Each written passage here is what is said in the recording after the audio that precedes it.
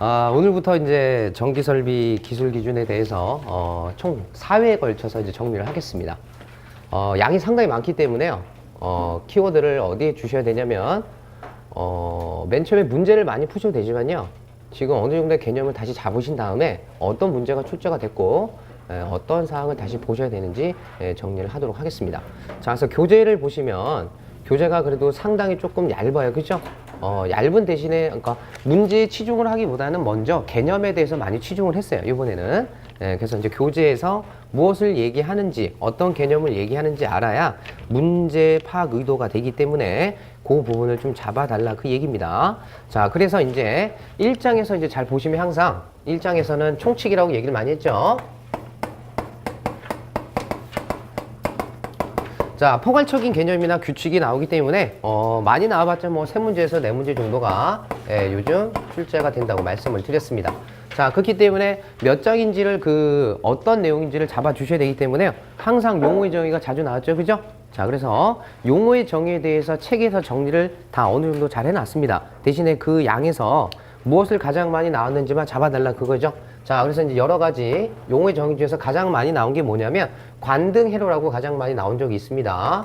자, 그래서 우리 뭐 관등회로가 나오면 자, 항상 제가 용어의 정의를 정리할 때 무조건 앞글자만 따자고 말씀드린 적 기억나십니까? 그래서 관등회로가 나오면요, 방전등용 안전기로부터 라고 해서 이런 식으로 앞글자만 따고 키워드를 잡아달라라는 겁니다. 자, 우리는 이제 관등회로가 나오면 뭐만 잡으시면 돼요? 이렇게 방을 잡아서 데리고 오면 뭐가 된다? 방관이 된다라고 얘기했죠. 그죠? 기억나실 겁니다. 이렇게 해서 방관을 기억을 해 주시고, 자, 그리고 또 가장 많이 나온 게 뭡니까? 자, 급전소 기억나세요? 급전소. 자, 그래서 급전소가 나오면 어떻게 기억하자? 전력계통 운영에 관한 지시를 한다. 뭐 예를 들면 뭐 항공관제타처럼 뭐가 있어야 돼? 메인이 있어서 어떻게 해줘야 돼요? 지시를 좀 해줘야 된다는 거지. 그런 장소를 뭐라고 얘기해라? 급전소라고 얘기해라. 그렇기 때문에 뭐 어렵게 생각하지 말고 앞글자가 항상 어떻게 나오느냐? 다 다르단 말이에요. 그러니까 뭘 잡아라? 전을 잡아서 이건 거꾸로 어떻게 잡아라? 급전이 필요하다라고 해서 돈을 생각하자라고 했죠. 그러니까 요거 두 개를 잡을 때는 어떻게 잡으시면 돼? 우리 급전이 필요하면 뭐라도 팔자? 그죠? 방관이라도 팔자라고 해서 신장을 팔자고 말씀드렸어. 돈이 필요한 곳은 당연히 어디예요? 은행이지. 그러니까 은행 화장실 가면 뭐가 붙어 있어? 신장 매매. 그 얘기는 뭐야? 방관이지, 방관. 급전이 필요하면 신장이라도 팔아라. 신장이 방관이니까. 이렇게 해서 용어의 정의가 상당히 많은데 키워드는 다 뭐다? 앞글자만 따서 외워도 된다라는 겁니다. 자, 그리고 뭐 여러 가지 나왔죠. 가공 인입선에 대해서도 출제를 많이 했습니다. 결론은 뭐예요? 가공 인입선이 무엇이냐? 용어의 정의를 물어보기 때문에 자, 앞글자가 뭐부터 오셔야 돼?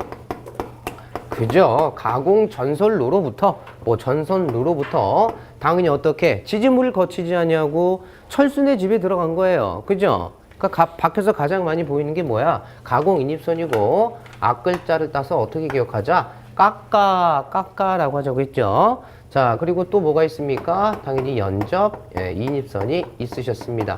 자, 연접 인입선의 키워드는 어떤 장소? 한 수용 장소죠. 한 수용 장소로부터 당연히 지지물을 거치지 아니하고 어떻게 했습니까? 다시 다른 장소에 들어간 거예요. 그죠? 그래서 어렵지 않게 또 어떻게 잡아라? 하늘 동그라미하고 데리고 오면 뭐가 된다? 한 연인이 된다. 그러니까 철순의 집에서 영인의 집으로 들어갔다라고 하시면 되는 거죠.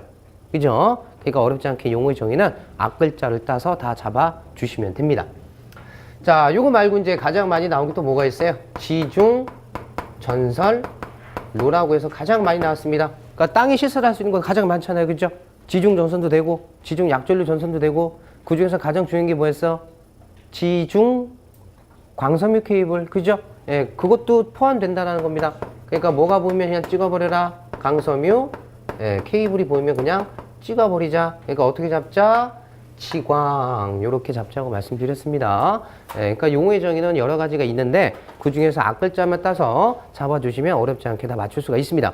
자, 요거 말고 이제 너무 상식적으로 나오는 게 있겠죠. 당연히 뭡니까? 발전소, 변전소, 그죠? 개폐소. 당연히 소가 들어가면 제가 뭐라고 말씀드렸어요? 그때 사람이 근무해서 거기서 또 뭐 하셔야 돼? 운영을 좀 해주셔야겠죠?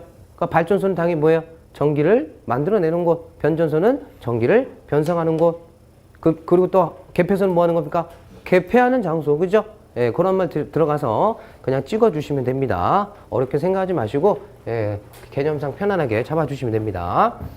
자, 이렇게 해서, 자, 총칙에 관련된 여러 가지 용어의 정의를요, 간단하게 뭐 그렇게 잡으시고, 뭐 2차 접근 상태도 나오지만 어렵지 않게 수평거리 3m 미만이라 잡으시면, 예, 1회나 2회 때 가장 많이 출제되는 문제입니다.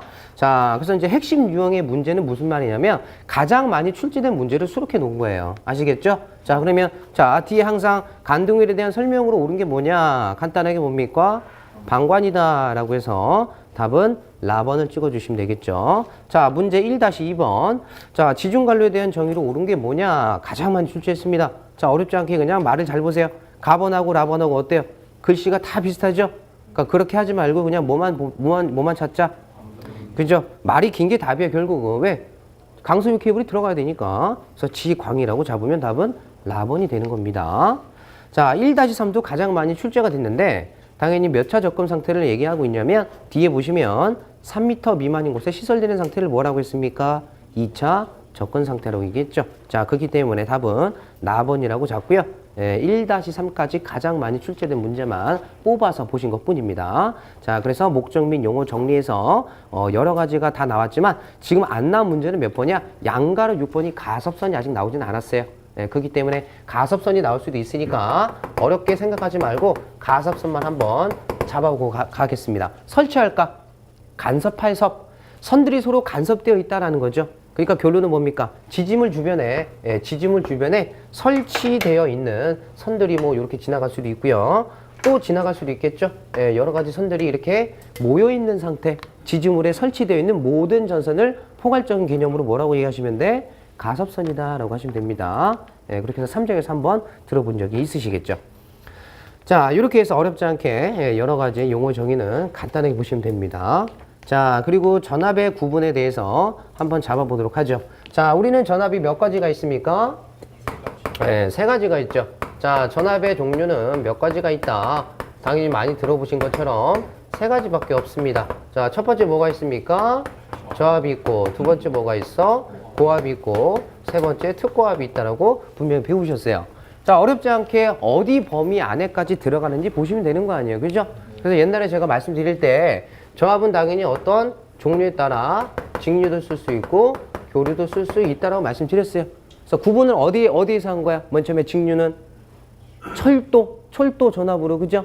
그래서 이제 어렵지 않게 몇 볼트? 750볼트 이하라고 규정을 해놨고, 이유가 없어요, 이유가. 그때 법 만들 때 이유가 없었어. 그때 쓴 철도의 전압이 얼마였어? 750볼트였으니까 이유가 없이 이렇게 한 거예요. 아시겠죠? 자, 교류는 이제 밖에 어떤 IC 규정이나 외국의 전압의 범위를 봤더니만 600이니까 똑같이 따라한 거였죠. 그러니까 몇 볼트? 600볼트 이하. 자, 그러니까 법에서는 항상 숫자가 나오면 뒤에 뭐가 따라다녀요? 조사가 따라다니잖아요. 그죠? 그러니까 여긴 당연히 어떻게 해야 돼? 이 숫자를 다 초과해야 된다라는 거죠. 그러니까 중요한 건 뭡니까? 외우지 말고 어디까지인지가 중요하지. 항상 어디까지? 그죠? 7000볼트까지니까 또 뭐야? 이하가 되는 겁니다. 자, 그럼 여기는 안 봐도 되겠는데 왜? 그 숫자를 넘겨야 되니까 7000볼트를 당연히 어떻게 하셔야 돼? 초과하셔야 돼. 맞습니까? 자, 그래서 여기 이제 어렵지 않게 우리 어떻게 배우면 돼요? 우리나라 뭘 기억하자? 교육 실태를 기억하자. 그러니까 교육이 어때? 빡세죠. 그러니까 교육이 빡세다. 그러니까 우리 벌써 어떻게 하셨어?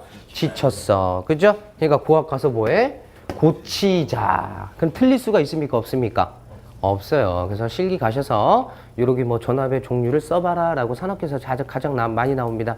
그러니까 어렵지 않게 교육이 빡세. 600볼트 지쳐요. 이 교육을 우리 어떻게 하자? 고치자라고 단순하게 가져가시면 됩니다. 이렇게 해서 자, 문제를 바로 한번 풀어볼게요. 자, 2번. 자, 전압의 종별을 구분할 때 저압은 몇 볼트인가? 교류라고 했죠.